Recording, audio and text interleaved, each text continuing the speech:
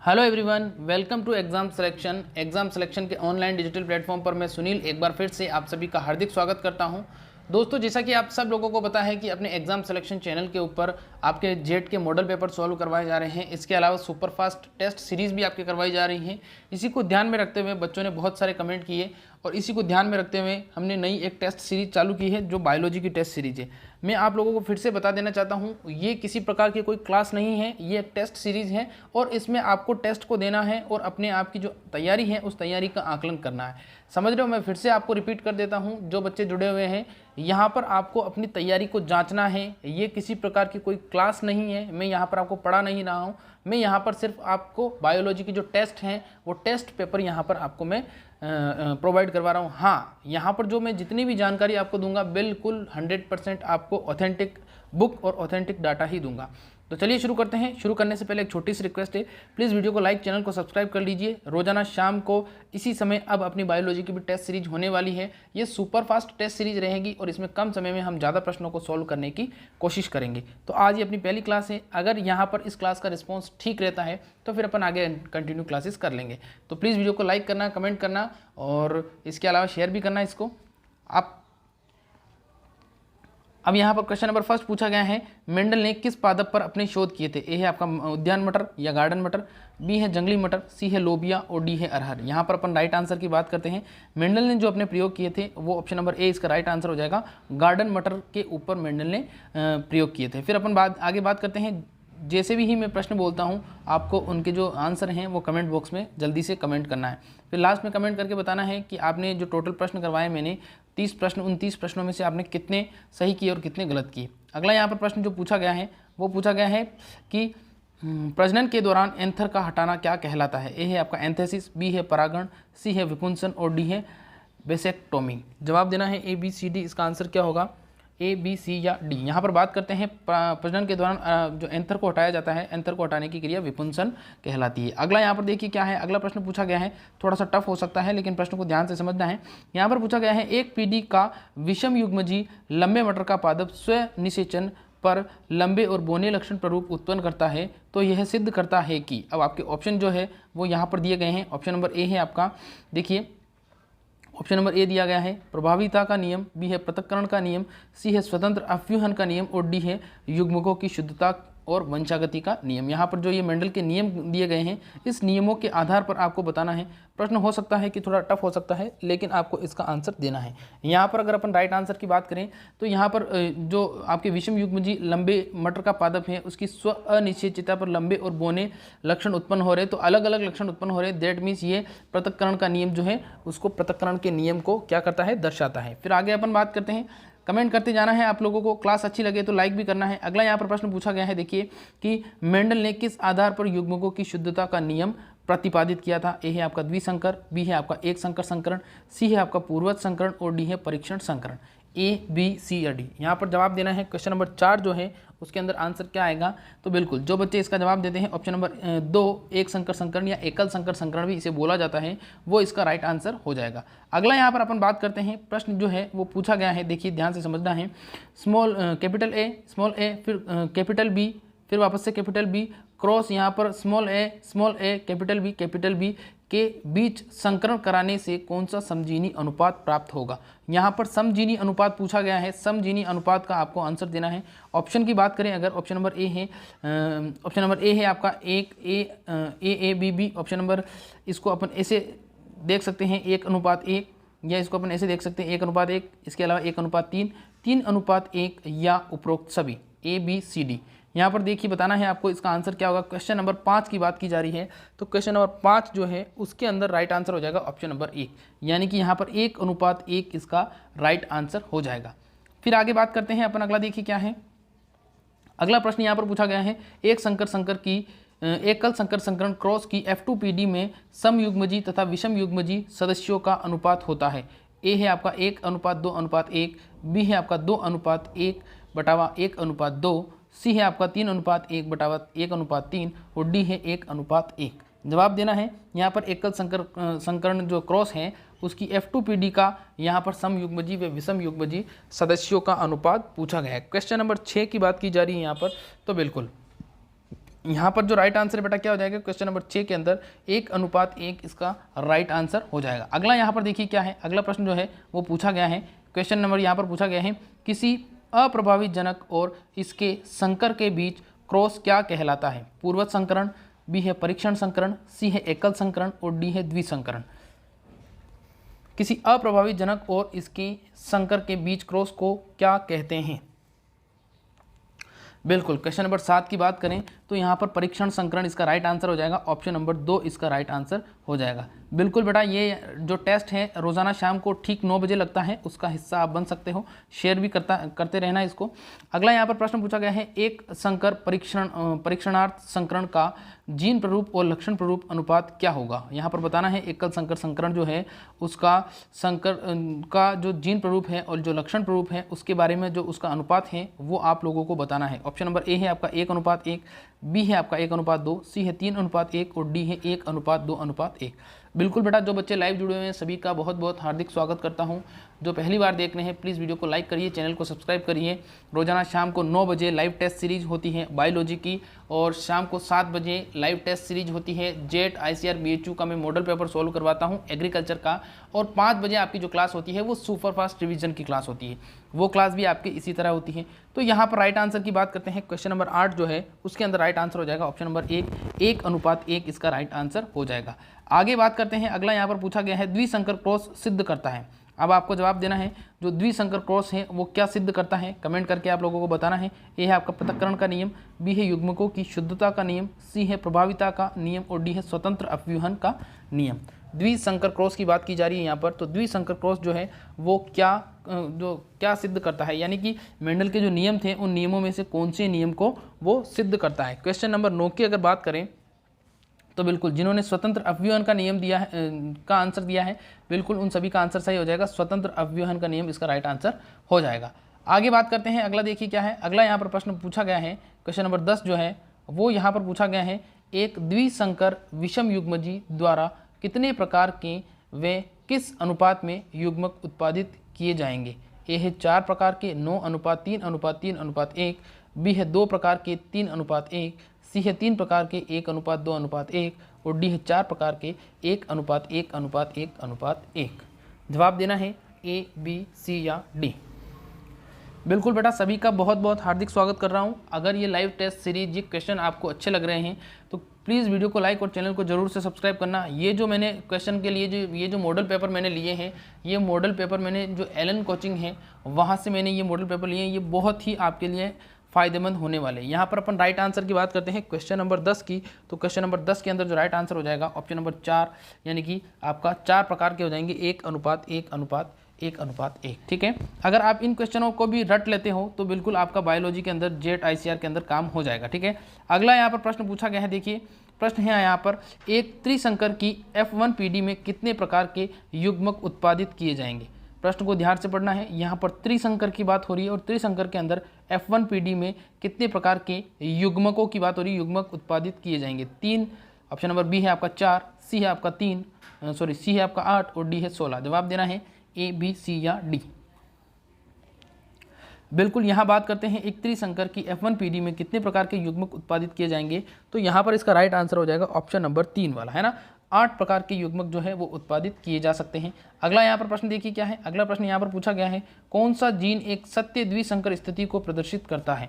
यहाँ पर आपको जवाब देना है कौन सा जीन एक सत्य द्विसंकर स्थिति को प्रदर्शित करता है। ए है आपका small t small r, B है आपका कैपिटल T फिर स्मॉल t फिर स्मॉल r, फिर उसके बाद में है t r r, फिर उसके बाद में है बड़ा T बड़ा R और छोटा r, है ना। यहाँ पर आपको जवाब देना है ए, बी, सी, डी। इसका आंसर क्या होगा बेटा? यहाँ पर जो प्रश्न मैं सोल्व करवा रहा हूँ वो बहुत ही एक अच्छे ऑथेंटिक सोर्स से लिए गए हैं, और ये बहुत ही अच्छी बड़ी जो इंस्टीट्यूट है उस इंस्टीट्यूट के जो ऑब्जेक्टिव क्वेश्चन की जो बुकलेट है वो मैंने कहीं से अरेंज की है ताकि आप लोगों को बायोलॉजी के अच्छे क्वेश्चन मैं सोल्व करवा सकूं। इसलिए प्लीज़ वीडियो को लाइक, चैनल को जरूर से सब्सक्राइब करिएगा। आपको बिल्कुल फ्री ऑफ कॉस्ट में ये सारे के सारे क्वेश्चन सोल्व करवाने वाला हूँ। ये आपको एज ए क्लास नहीं लेना है, ये आपको एज ए टेस्ट सीरीज़ लेना है ताकि आप अपनी तैयारी करके आइए और मैं आपको टॉपिक बताऊंगा, आपको तैयारी करके आना है, फिर उसके बाद में अगले दिन मैं उसका टेस्ट लूँगा और आपको आपकी तैयारी का आकलन करना है। यहाँ पर राइट आंसर की बात करते हैं, क्वेश्चन नंबर 12 जो है उसके अंदर 3 इसका राइट आंसर हो जाएगा। क्वेश्चन नंबर 3 यानी कि आपका कैपिटल टी, फिर स्मॉल टी, फिर कैपिटल आर, फिर स्मॉल आर। अगला यहाँ पर देखिए क्या है,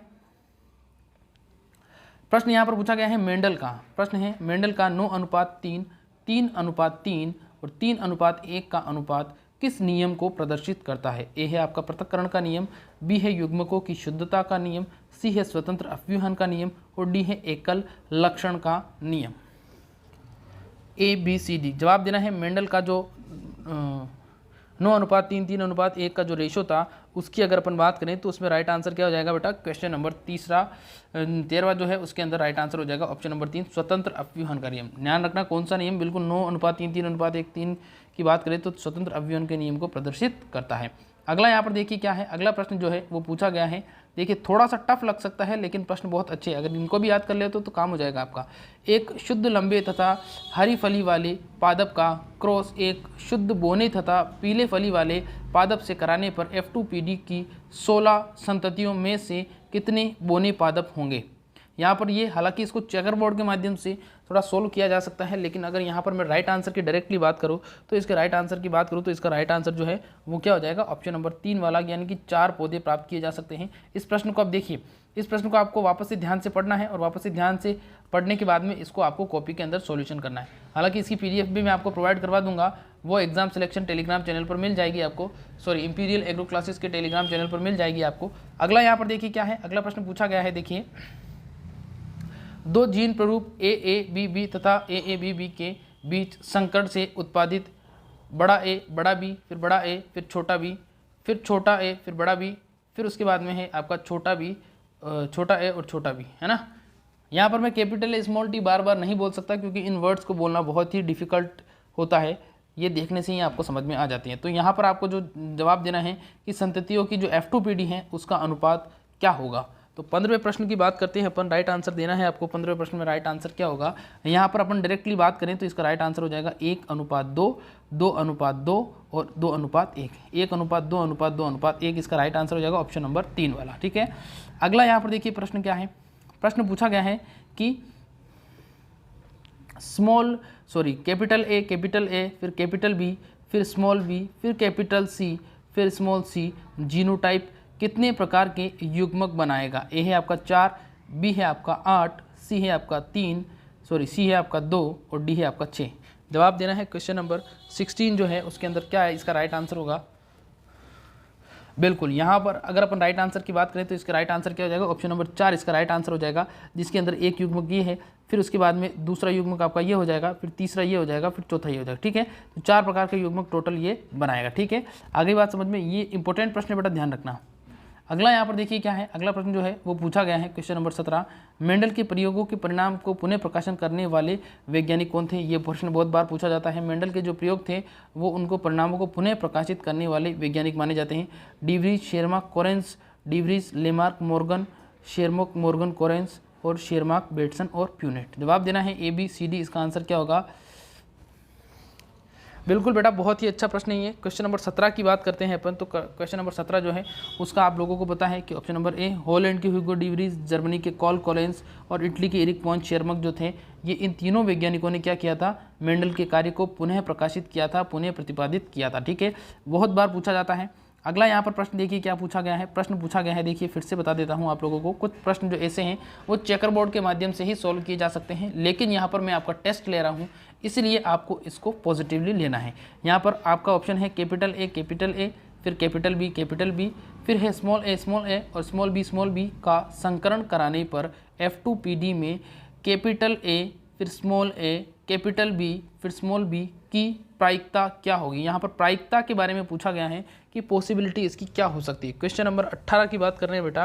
देखिए क्वेश्चन नंबर 18 की बात करते हैं तो क्वेश्चन नंबर 18 जो है इसके अंदर आपका राइट आंसर हो जाएगा 4/16 है ना। इसके अंदर राइट आंसर क्या हो जाएगा 4/16। ये भी चेकर बोर्ड के माध्यम से ही सॉल्व किया जा सकता है और चेकर बोर्ड की अगर अपन बात करें तो चेकर बोर्ड यहाँ बनाना संभव नहीं है, लेकिन आपको प्रश्न सॉल्व करवाना जरूरी है। अगला यहाँ पर देखिए प्रश्न है, वो प्रश्न की बात करते हैं तो यहाँ पर पूछा गया है मेंडल के प्रयोग में बीज कवच का रंग और पुष्प की प्रकृति, पुष्प की स्थिति, फली का रंग, तने की लंबाई आदि को क्या कहा जाता है। एलील, उसके अलावा है जीनोटाइप, बी है फिनोटाइप, सी है उपरोक्त सभी। ये बेटा बहुत ही अच्छा क्वालिटी वाला प्रश्न है, जवाब देना है इसका आंसर क्या होगा। क्वेश्चन नंबर 19 की बात की जा रही है यहाँ पर, एलील, जीनोटाइप, फिनोटाइप या उपरोक्त सभी। यहाँ पर अपन बात करते हैं तो देखिए इसका राइट आंसर क्या हो जाएगा। इसका राइट आंसर हो जाएगा, आप लोगों को पता है कि जो लक्षण प्ररूप होता है उसे अपन क्या बोलते हैं, लक्षण प्ररूप को फिनोटाइप, और जो जीन प्ररूप होता है उसको जीनोटाइप बोला जाता है। तो ये लक्षणों को दर्शा रहा है, तो लक्षण जैसे बीज का कवच का रंग ये इसका लक्षण है, पुष्प की प्रकृति, तो फिनोटाइप इसका राइट आंसर हो जाएगा। अगर लक्षणों की बात करें, लक्षणों की बात के अलावा जीन की बात करते हैं तो जीन के संदर्भ में इसका राइट आंसर जीनोटाइप हो जाता। अगला यहाँ पर देखिए क्या है, अगला प्रश्न पूछा गया है कि यदि शुद्ध लाल, प्रश्न पूछा गया है यदि शुद्ध लाल व शुद्ध सफ़ेद पुष्प वाले मटर के पौधे में संकरण कराने पर 120 पौधे प्राप्त होते हैं तो इन पादप संततियों का अनुपात क्या होगा। फिर से एक चेकर बोर्ड के माध्यम से यह इसको इसी प्रकार से सोल्व किया जा सकता है। यहाँ पर right answer option number A, B, C या डी, इसका आंसर क्या होगा कमेंट करके बताना है। 20वें क्वेश्चन का आंसर यहाँ पर देखिए, मैं इसका आंसर बता देता हूँ ताकि तुम इसके बाद में सॉल्व करने के बाद में आपको किसी प्रकार की कोई समस्या नहीं रहे, है ना।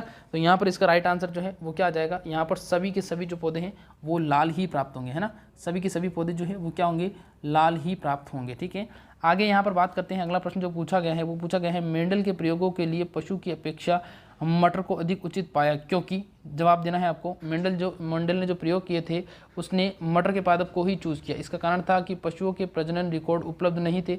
फिर इसके अलावा मटर के पौधे का स्वनिषेचन किया जा सकता है। फिर उसके बाद में पशुओं को संभालना सरल नहीं होता है। फिर सी है आपका, सभी मटर के पौधों में 2n गुणसूत्र होते हैं और कुछ ही आनुवंशिक विशेषक पाए जाते हैं।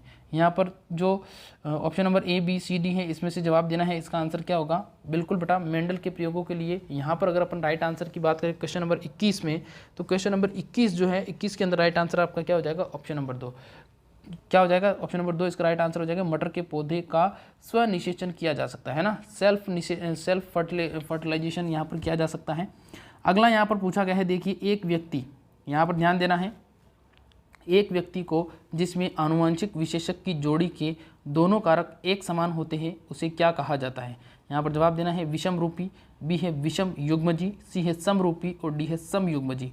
एक जोड़ी, एक व्यक्ति जो आनुवंशिक विशेषक की जोड़ी के दोनों कारक एक समान रखता है उसकी बात कर रहे हैं यहाँ पर। क्वेश्चन नंबर 22, बिल्कुल बेटा, यहाँ पर क्वेश्चन नंबर 22 की बात करते हैं तो क्वेश्चन नंबर 22 में राइट आंसर क्या आ जाएगा, 22 में राइट आंसर हो जाएगा ऑप्शन नंबर 4, यानी कि समयुग्मजी इसका राइट आंसर हो जाएगा। बिल्कुल बेटा, मैं आप लोगों को जवाब नहीं दे सकता हूँ, ये एक टेस्ट है, ये क्लास नहीं है, ये एक टेस्ट है और इस टेस्ट को टेस्ट की भावना से ही आप लोगों को देना है। आपको टॉपिक पढ़ के आना है और टॉपिक पढ़ के आने के बाद में आपको उसको टेस्ट को सोल्व करना है। बिल्कुल, यहाँ पर अगला प्रश्न देखिए क्या है। अगला प्रश्न यहाँ पर दिया गया है, 2 एलिलिक जीन स्थित होती हैं एक ही गुणसूत्र पर, फिर उसके बाद में 2 समजात गुणसूत्रों पर, सी है 2 असमजात गुणसूत्रों पर, फिर उसके बाद में किन्हीं भी 2 गुणसूत्रों पर। जवाब देना है। ये प्रश्न जो है बेटा, ये एलन की बुकलेट से मैं आप लोगों को करवा रहा हूँ ताकि आपकी तैयारी और ज़्यादा अच्छी हो सके।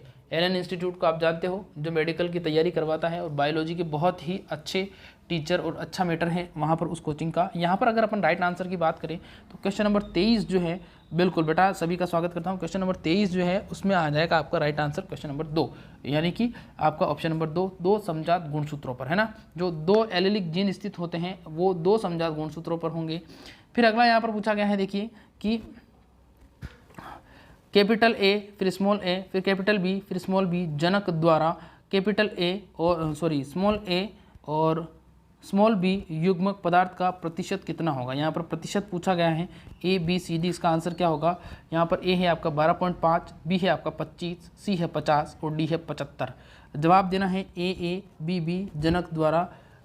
इसका राइट आंसर बताना है आपको क्या होगा इसका राइट आंसर। क्वेश्चन नंबर 24 की अगर बात करें तो क्वेश्चन नंबर 24 जो है उसके अंदर राइट आंसर हो जाएगा आपका, क्वेश्चन नंबर 24 के अंदर राइट आंसर हो जाएगा ऑप्शन नंबर 2। यहाँ पर अगर अपन बात करें तो ऑप्शन नंबर 2 यानी कि 25% इसका राइट आंसर हो जाएगा। ठीक है, अगला यहाँ पर देखिए क्या है, अगला पूछा गया है कि मेंडल ने मटर फली के कितने लक्षणों को चुना। ये भी बहुत बार पूछा जाता है, 7 लक्षण, 5 लक्षण, 4 लक्षण या 2 लक्षण। क्वेश्चन नंबर 25 का जवाब देना है। बिल्कुल, क्वेश्चन नंबर 25 का जवाब देना है।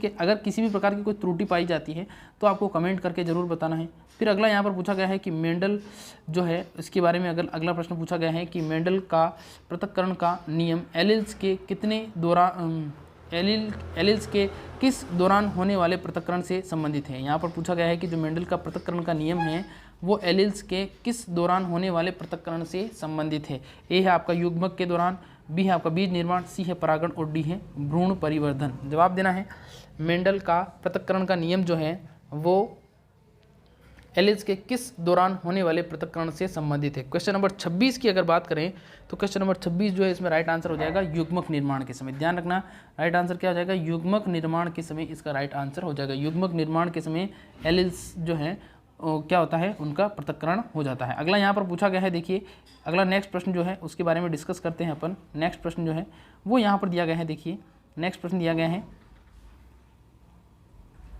कि एक संकर संकरण में 45 लंबे और 14 बौने पौधे प्राप्त हुए तो पेत्रकों का जीन रूप था। पेत्रकों का जीन रूप या जीन प्ररूप बताना है आपको। क्वेश्चन नंबर 27 देखिए, क्वेश्चन नंबर 27 की अगर बात करें तो क्वेश्चन नंबर 27 जो है उसके अंदर राइट आंसर क्या आ जाएगा, capital T small T, capital T small T, है ना। राइट आंसर क्या आ जाएगा, capital T small T, capital T small T. Right answer इसका आ जाएगा ऑप्शन नंबर सी वाला।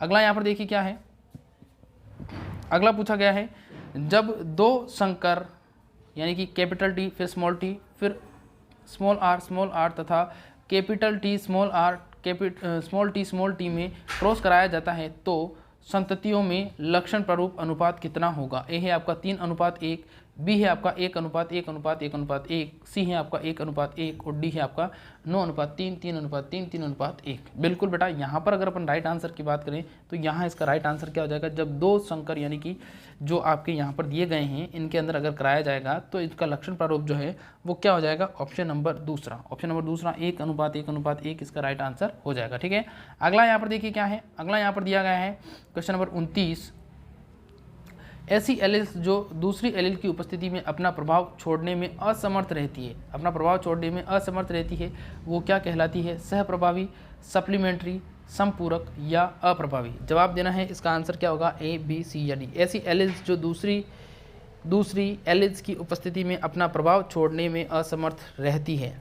क्वेश्चन नंबर 29 की बात करते हैं। क्वेश्चन नंबर 29 के अंदर आपका आ जाएगा जो असमर्थ है वो क्या कहलाएगी, वो अप्रभावी ही कहलाएगी, असमर्थ अप्रभावी ही कहलाएगी।